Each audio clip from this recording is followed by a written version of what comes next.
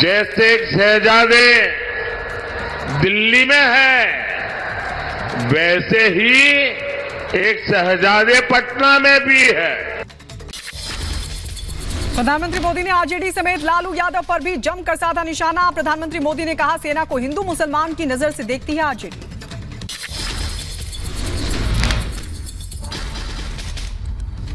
वो बांटने के लिए कुछ भी कर सकते हैं और ये आरजेडी के लोग उसे हिंदू मुसलमान की नजर से देखते हैं। ये मोदी ने दरभंगा में चुनावी प्रचार के दौरान लालू यादव का नाम लेकर बोला बड़ा हमला। कहा, रेल मंत्री रहते कार सेवकों को जिंदा जलाने वालों को बचाने की कोशिश की थी। टिकट बंटवारे को लेकर प्रमोद कृष्णम ने भी कांग्रेस पर बोला हमला और कहा कि रायबरेली से प्रियंका को टिकट ना देना कांग्रेस की साजिश। 4 जून के बाद पार्टी 2 हिस्सों में बढ़ जाएगी। यूपी की सियासत में बढ़ सकती है फिर से सियासी हलचल। बीएसपी के संपर्क में स्वामी प्रसाद मौर्य जल्द कर सकते हैं कोई बड़ा ऐलान, सूत्रों से मिली जानकारी। उधर मध्य प्रदेश के मुख्यमंत्री मोहन यादव का राहुल गांधी पर तंज। कहा, राहुल गांधी ने बहन का हक मारा, ना ये बहन के हुए ना जीजा के। बिना नाम लिए दिग्विजय कमलनाथ को इशारों में बताया राहु और केतु। यूपी के मऊ में दलित परिचय समारोह के कार्यक्रम में पहुंचे ओम प्रकाश राजभर। लोगों ने राजभर का किया भव्य स्वागत। कांग्रेस नेता राहुल गांधी ने जनगणना को लेकर फिर से दिया बयान और कहा कि सिर्फ जाति जनगणना नहीं, आर्थिक सर्वे भी करवाया जाएगा। राहुल गांधी का बयान को लेकर अमित मालवीय ने सोशल मीडिया पर राहुल और कांग्रेस पर बोला हमला। कहा, राहुल गांधी अपने बेहद खतरनाक और भ्रामक विचारों से देश को कहां ले जाना चाहते हैं। प्रधानमंत्री मोदी के दौरे से पहले राम मंदिर को फूलों से सजा दिया गया है। पीएम के दौरे को लेकर पुलिस प्रशासन व्यवस्थाओं को दुरुस्त करने में जुटा है। पीएम मोदी के दौरे को लेकर बोले मुख्य पुजारी आचार्य सत्येंद्र दास। कहा, रामलला की कृपा बनी रहे, जिस उद्देश्य से वो आ रहे हैं उसकी पूर्ति हो। प्रधानमंत्री जी आ रहे हैं और प्राण प्रतिष्ठा के बाद ये प्रथम बार आ रहे हैं। शुभकामनाएं, शुभ आशीर्वाद दिया जाएगा कि रामलला के कृपा बनी रहे और इनके जो जिस उद्देश्य से यहाँ आए हैं वो उद्देश्य पूर्ति हो। और चारधाम यात्रा को लेकर उत्तराखंड डीजीपी का बयान आया सामने। का चारधाम यात्रा के दौरान हम विशेष रूप से तैनाती करते हैं, अलग से भी होमगार्ड और सीसीटीवी की व्यवस्था की जा रही है।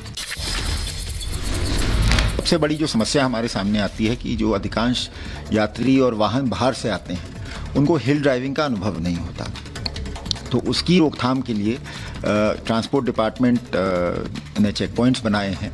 सभी तीर्थयात्रियों से अपील करूंगा कि वो अपने स्तर से भी इस बात का एहतियात रखें। यूपी के महोबा में उड़न दस्ता टीम ने कार से बरामद की लाखों की नकदी और कैश। पुलिस ने मामला दर्ज कर छानबीन शुरू की। लोकसभा चुनाव के तहत चेकिंग के दौरान हुई कार्रवाई। उत्तर प्रदेश के मुजफ्फरनगर में दूल्हे का इंतजार करती रह गई दुल्हन। दहेज की मांग पूरी न होने पर बारात लेकर नहीं पहुंचा दूल्हा, परिवार में मचा कोहराम। यूपी के शामली में आरजेडी विधायक पर अभद्र टिप्पणी करने वाला गिरफ्तार। मामले में समर्थकों ने जताया था आक्रोश। दिल्ली के केशवपुरम में 2 बच्चों की संदिग्ध हालत में मौत का मामला है सामने। दुकान में मिले दोनों बच्चों के शव, शरीर पर हल्के जख्मों के भी निशान मिले। घटना के बाद से पिता गायब, पुलिस मामले की छानबीन कर रही है। गाजियाबाद में अपहरण और हत्याकांड में फरार चल रहे बदमाशों से पुलिस की मुठभेड़। एक बदमाश गोली लगने से घायल। मुठभेड़ के बाद 3 बदमाश गिरफ्तार। भट्टा व्यापारी योगेंद्र शर्मा की हत्या के आरोपी है तीनों बदमाश। उत्तर प्रदेश के गाजीपुर में कुएं में गैंगस्टर की लाश मिलने से मची सनसनी। कुछ दिन पहले ही जेल से छूटा था बदमाश विशाल यादव। परिजनों ने जताया हत्या की आशंका। पुलिस मामले की छानबीन कर रही है। लोकसभा चुनाव के बीच दिल्ली से बड़ी मात्रा में कैश बरामद। तुगलकाबाद में एक लग्जरी कार से मिले 2 करोड़ रुपए। पुलिस ने 2 लोगों को हिरासत में लिया। उत्तर प्रदेश के बुलंदशहर में एएनटीएफ की बड़ी कार्रवाई देखने को मिली। आपको बता दें, एएनटीएफ ने छापेमारी कर 4.25 करोड़ का ड्रग्स पकड़ा है। ड्रग्स के साथ 2 तस्कर भी धर दबोचे गए। बताया जा रहा है कि फरार 3 तस्करों की तलाश पुलिस कर रही है। यौन शोषण मामले में पूर्व प्रधानमंत्री के बेटे एचडी रेवन्ना गिरफ्तार। अग्रिम जमानत याचिका खारिज होने के बाद एसआईटी ने गिरफ्तार किया। बेटा प्रज्वल रेवन्ना भी जल्द कर सकता है सरेंडर। उत्तर प्रदेश के रायबरेली में भीषण सड़क हादसा हुआ। बेकाबू कार ने बाइक को मारी टक्कर। हादसे में एक ही परिवार के 5 लोगों की मौत की खबर। पुलिस ने मामला दर्ज किया। देर रात गाजियाबाद में एक रेस्टोरेंट में लगी भीषण आग की लपटें कई किलोमीटर तक दिखाई दी। सूचना मिलते ही दमकल की कई गाड़ियां मौके पर पहुंची, आग बुझाने की कोशिश जारी। उत्तर प्रदेश के कुशीनगर में अज्ञात कारणों से गांव में लगी भीषण आग। आग की चपेट में आने से पूलों के 12 घर जलकर राख हुए। आग में झुलसने से जानवरों की भी मौत की खबर। दमकल कर्मियों ने कड़ी मशक्कत के बाद पाया काबू।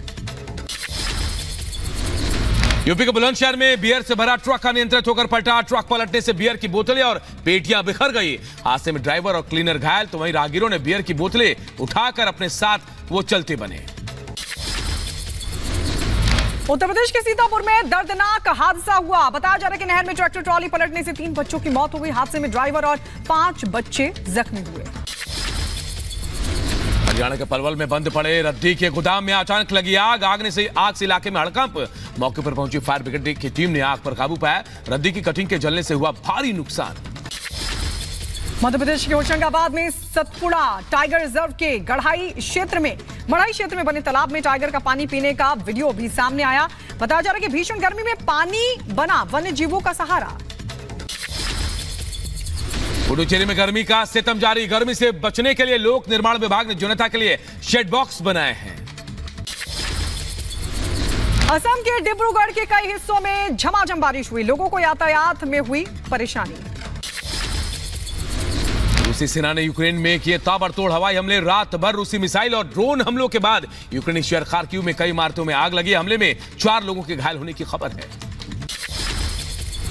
रूसी मिसाइल और ड्रोन हमलों के बाद एक गोदाम में लगी भीषण आग। करीब 3000 वर्ग मीटर के क्षेत्र में यह भीषण आग फैल गई। फायर ब्रिगेड की कई गाड़ियां मौके पर पहुंची और आग बुझाने की कोशिशें शुरू की। रूसी ड्रोन हमलों में यूक्रेन के डोनेट्स्क इलाके में भारी तबाही। कई इमारतें और घर तबाह हो गए। कई इमारतें अभी भी सुलग रही है। मौके पर राहत बचाव का काम चल रहा है। यरूशलेम में पवित्र अग्नि समारोह के लिए उमड़े लोग। यरूशलेम के पुराने शहर और चर्च ऑफ द होली सेपुल्चर में समारोह के दौरान ईसाई तीर्थयात्री मोमबत्तियां पकड़ते हुए दिखाई दिए।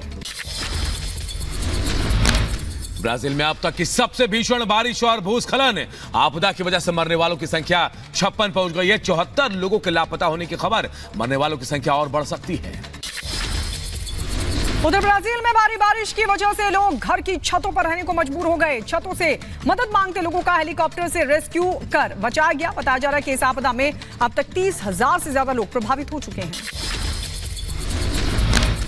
ब्राजील के साथ इंडोनेशिया में भी भीषण बाढ़ और भूस्खलन बरपा रहा कहर। इंडोनेशिया के सुलावेसी द्वीप में भूस्खलन होने से 14 लोगों की मौत, कई लोगों के लापता होने की खबर।